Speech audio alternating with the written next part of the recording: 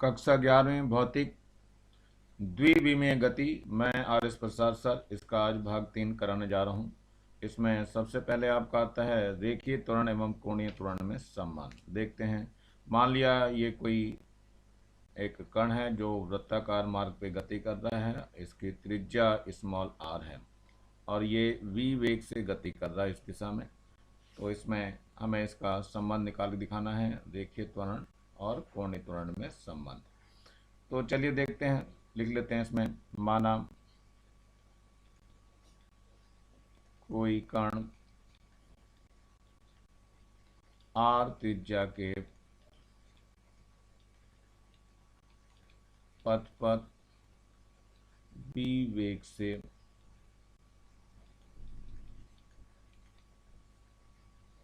तथा ओमेगा कोणीय वेग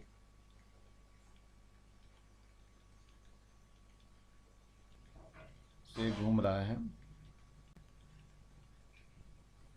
तो इसका संबंध हमने पीछे बता दिया था, ये था हमारे पास v बराबर आर ओमेगा। तो इससे क्या प्राप्त होगा हमें, v बराबर आर ओमेगा। अब दोनों तरफ t के सापेक्ष अवकलन करने पर, दोनों तरफ t के सापेक्ष अवकलन करने पर, ये मैथ्स वालों की समझ में तो आ जाएगा, लेकिन बायो वालों को याद करना पड़ेगा। तो ये D V upon D T हो जाएगा और इधर डी अपॉन डी टी होगा, इधर आर ओमेगा हो जाएगा। तो यहाँ ध्यान रखना, रेखीय त्वरण ए जो होता है वो D V upon D T होता है और ये रेखीय त्वरण होता है, ध्यान रखना।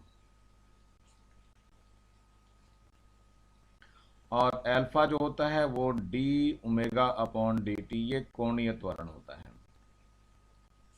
कोणीय त्वरण। तो चलिए हमने ये करके दिखा दिया आपको।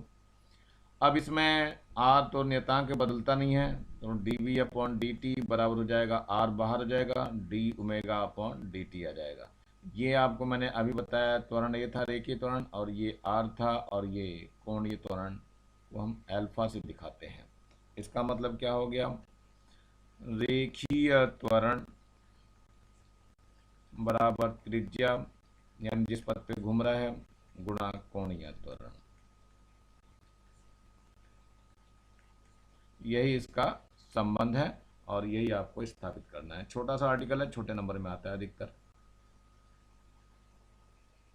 अब है हमारा टॉपिक वृत्तीय गति में कण का त्वरण कैसे ज्ञात करते हैं। तो देखते हैं कण के त्वरण के लिए हम, तो ये आपका एक वृत्तीय गति करता हुआ कण है, ये इसका केंद्र O है, मान लिया ये बिंदु P पर है और ये Q पे पहुंच जाता है। इसका वेग जो है v1 है, यहाँ पर वेग v2 है, वेक्टर की फॉर्म में ले रहे हैं, और ये r त्रिज्या के पथ पे जो है ये चल रहा है और ये कोण जो है घूमता डेल थीटा है, ये इतना।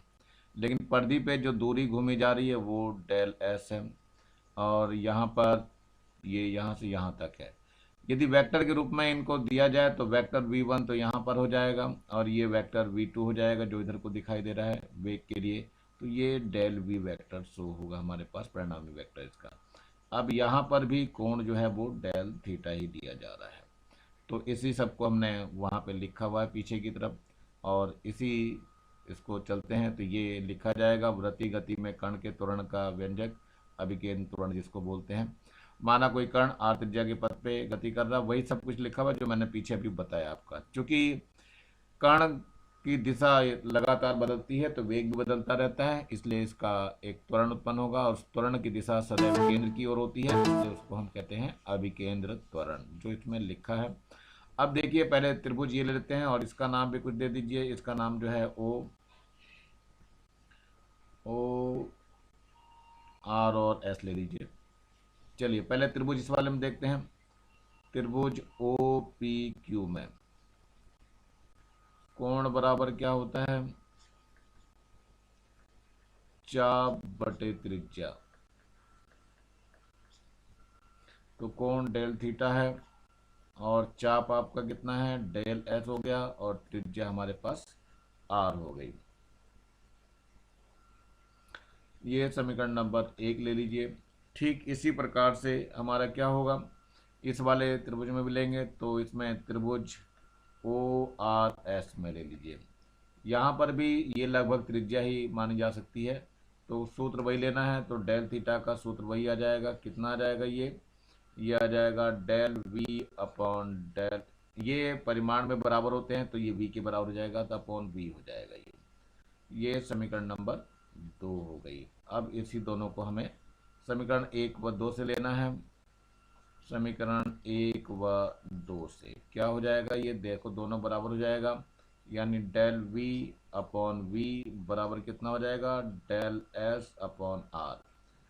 अब इसको मैं दोबारा लिखना चाहूँगा यहाँ पे डेल V अपॉन V।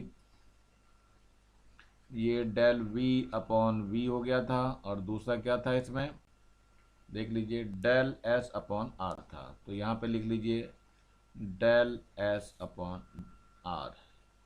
ये दो चीज़ थी, तो डेल V अपॉन ये डेल S निकाल दीजिए, तो यहाँ हो जाएगा V upon R into del S।